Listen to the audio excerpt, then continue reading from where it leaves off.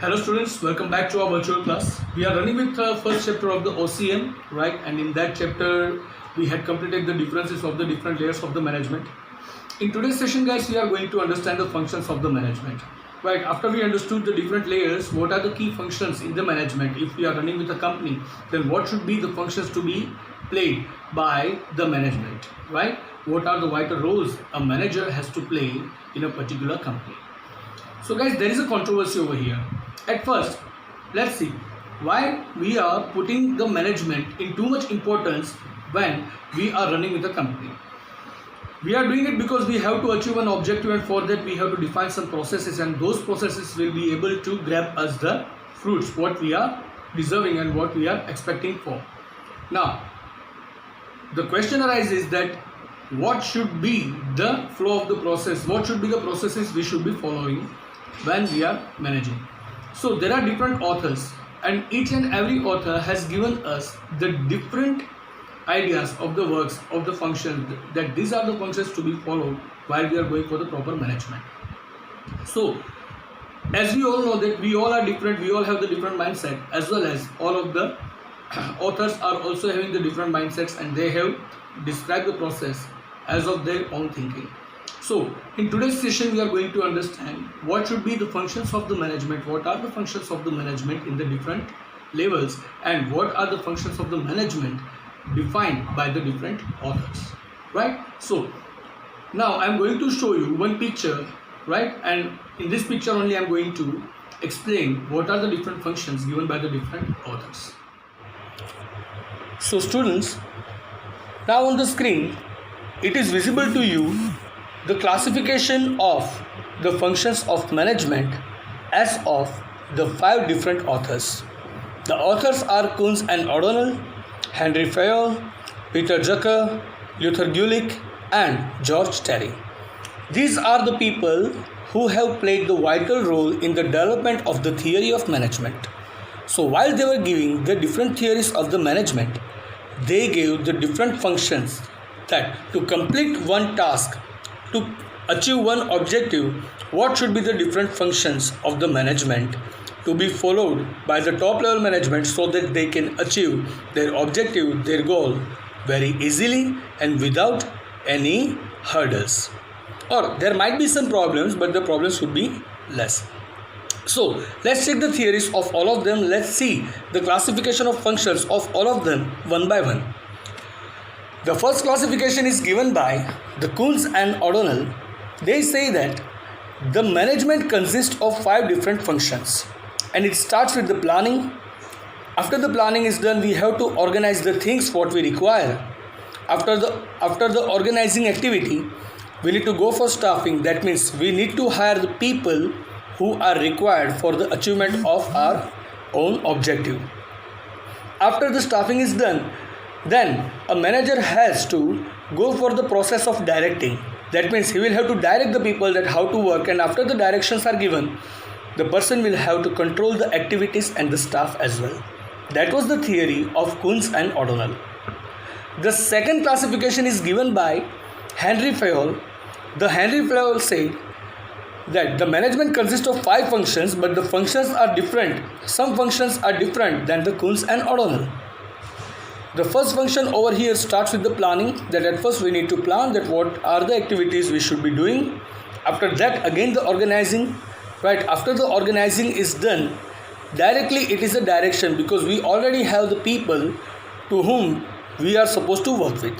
So after the organizing activity finishes, we need to start the direction. That means we need to give the directions to the employees about the work, about the procedure and all. After the direction is done, we need to coordinate. So the 4th activity, as of the Henry Fayol, the 4th activity will be coordination. We will have to coordinate between different people and different departments, and after the coordination is settled very well, we need to control them, right? So after the Henry Fayol, the next theory is from the Peter Drucker. He says the management activity consists of only 3 functions. The first function is managing a business. That means we have to manage a business, that how should it run, how should it work, how the business should go on, right? The second is managing the managers. Right. The first one was about the transactions of the business. The business means the transaction, the activities, day-to-day activities, what are being followed. The second is managing the managers. That means the top level management will have to manage the managers, that how they are working, so the direction and coordination will be there.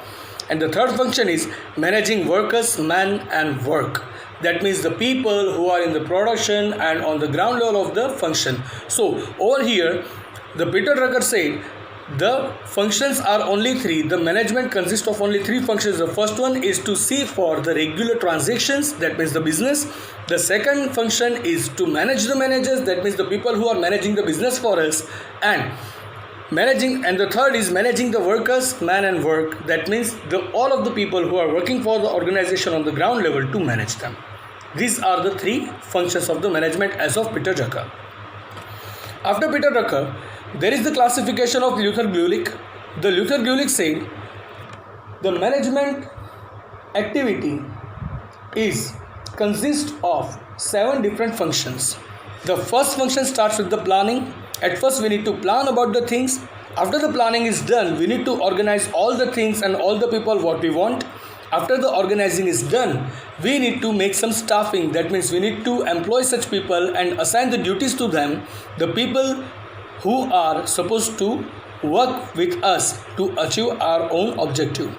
After the staffing is done, that means after the assignment of work is given, right, everything is settled between the staff. Now it's time for directing. That means we need to give them the directions about the objective, about the work, about the procedure. After the directing, we need to coordinate between them. So the work and their own procedures, the different departments should be coordinated with each other. After the coordination is done, the reporting should be taken. That means after the coordination is done, the transactions are going on, the activities are going on, then we need to have the report of the different from different departments to us, right? And after receiving the reporting, we need to make the budgeting too. That means without money, we cannot do any activity. So what is the requirement of the money? What amount of the money is required for the particular activity? That budget also should be made, and on that budget only our activities should run. So these are the 7 functions given by the Luther Gulick.